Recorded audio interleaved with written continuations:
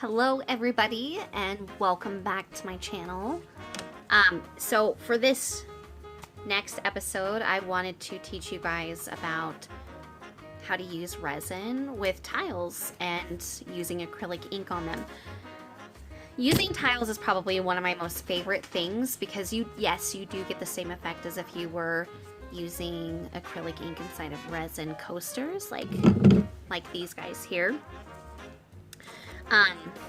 But instead, like in case you just maybe, let's say you can't afford to actually do, get these kinds of silicone molds, or let's say you prefer something like tile, then you've come to the right place, my friends. So these tiles here I can buy in a set of 10 for about $15.99 on Amazon. I'll put the link down below in my About Me. So let's get started with this. So if you guys are just starting out and you're beginners with resin, I like to use the Pro Marine kit. You can buy them in a kit for about, I think it's $62 on Amazon, which is just amazing, like in general. Because resin is very, very expensive, so please remember that, my friends, when you are going into this. Please also remember you're going to probably get addicted with resin, and that is okay. Okay, so when you're working with resin, again, you're going to want plastic cups. I always use plastic cups because you can keep reusing them even after the resin, let's say you have resin left over and it hardens. It's super easy to remove. And then I stock up on craft stir sticks, which are very, very cheap. You can also find them on Amazon or at your local craft store like Joann's. So, for the love. Okay, this is a great start, you guys. So what you want to do is you want to make sure that you are equally portioning out both of your resins, because you're going to have an epoxy hardener and you're also going to have a tabletop epoxy. You also want to make sure that you are in a warm environment when you're doing this, because if it's in a cold environment, it usually takes a little bit longer for it to set up and it gets extremely complicated, and it sucks, you guys. I'm just going to be honest, it sucks. I tried it when we had our first hit of winter here in Utah, and I was ultimately hating life. It took about 3 days for my shit to set up, so lesson learned. So then you're going to take both of those and you're going to mix them. You want to make sure that you're utilizing all of your resin, because A, it's very expensive, B, you want to make sure that everything is equally portioned out. So I just kind of let it chill for a little bit. And then I will scrape the rest of it out.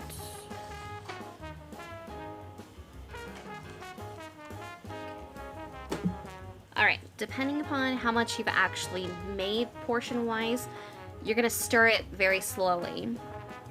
And I know that that's the part that sucks, because you have to be very, very patient with it. But the slower you stir, the less bubbles you're going to get. People also like to heat up their resin before they start to utilize it, because it does lessen up the amount of bubbles that you'll get in there. If you're going to put color or glitter inside of your resin, then you don't generally have to be too concerned with the stirring process, because your glitter and whatnot is going to end up covering up the majority of those bubbles. And the way that you can tell you're basically ready to use your resin is when it starts to look super clear. So right now, obviously, it's not in the best of shape because I just started stirring it, and it's very, very foggy, and you don't want that. If after you're done stirring it and you do have the clear effect, but you also have have bubbles, that's okay, because you can easily just burn them out with like a kitchen torch or a lighter. Kitchen torches usually have a better effect, at least that's how I personally feel. I don't have my kitchen torch on me right now. I have a lighter, which works just as good.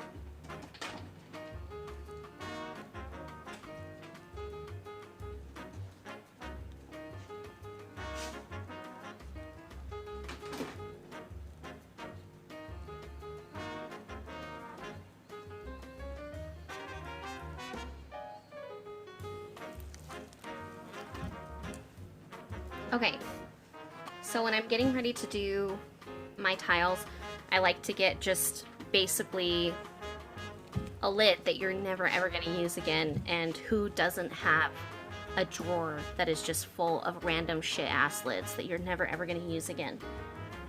Like, see, that shit ass drawer full of lids is going to come in handy. So I like to just take a couple of cups. You know, I might be able to just do it with, nah, yeah. Okay. And I just like to set it up like this. That way, when I'm putting the resin over this, I can let it just kind of drip down safely, and it's going somewhere where it can become messy. Okay.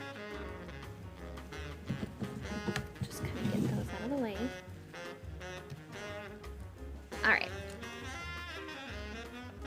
So, what I like to do is I like to kind of just put a little bit of like a medium layer over the top, like so. And then I'm going to take a layer, just try to get rid of some of those bubbles. And then I'll spread it out. Kind of like I'm making a PB&J sandwich in a way. A very, very messy PB&J sandwich.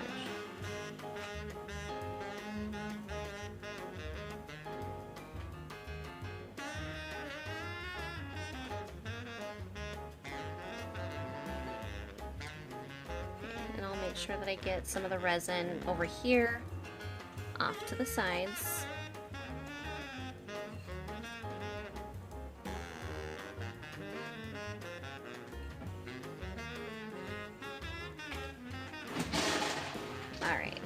When you start to warm up your resin, you're going to notice that because it's heating up the resin, some things are going to start moving, and you might see a little bit more of like a drip effect that's going to start happening. And that's okay. Like, you're totally fine with that.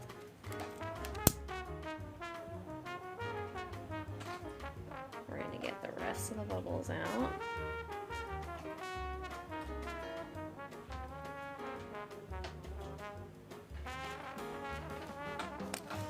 There we go.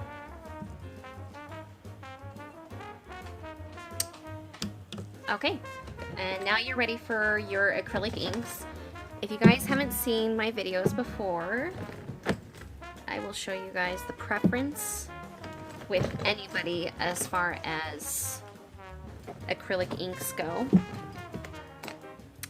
So everybody prefers the brand, the Pinata version. It's one of the very, very few successful acrylic inks that you can use when it comes down to resin, because it helps to create that good drip effect, and I'll show you why. You're also going to need to make sure that you have lots of white on hand, you know, just in case you become addicted to acrylic inks the way that I do. Let's see. Okay. So we'll just kind of stick to really simple colors with this first one. So I'm going to work with orange, yellow, purple, rainforest green, and obviously the white. Okay, so there's really no preference on how to do this. You just want to make sure that white is being utilized consistently.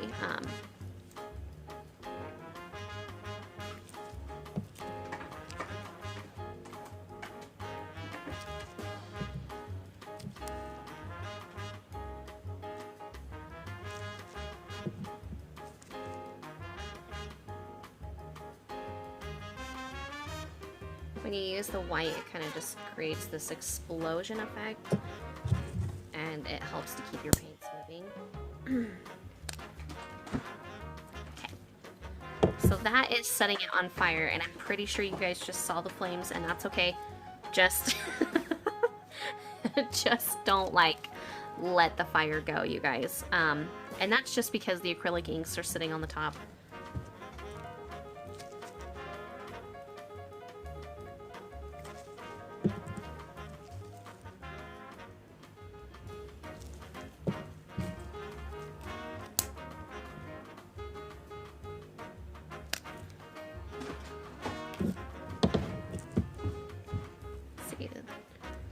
Pretty cool, huh? And a lot of my videos, you guys will see me working with acrylic inks because I just can never get enough of it. And I love watching the way everything moves and transitions, and it's just like a comforting thing for me.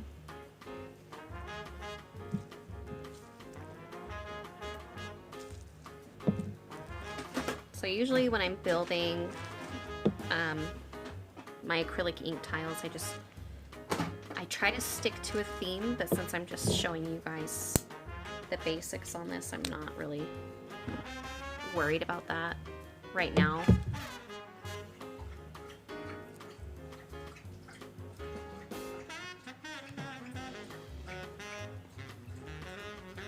Just kind of move it around a little bit. Make it look however you want to make it look, you guys. Like, there's no perfect way. There's no way that you should actually be making it look like you're gonna make it how you want to make it.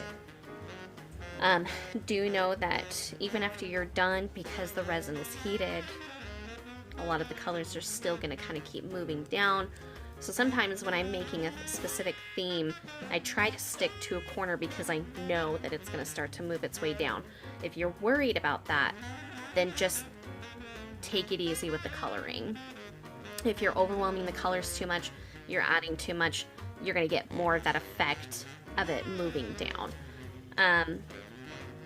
But that is the simple way of how to create acrylic ink tile coasters.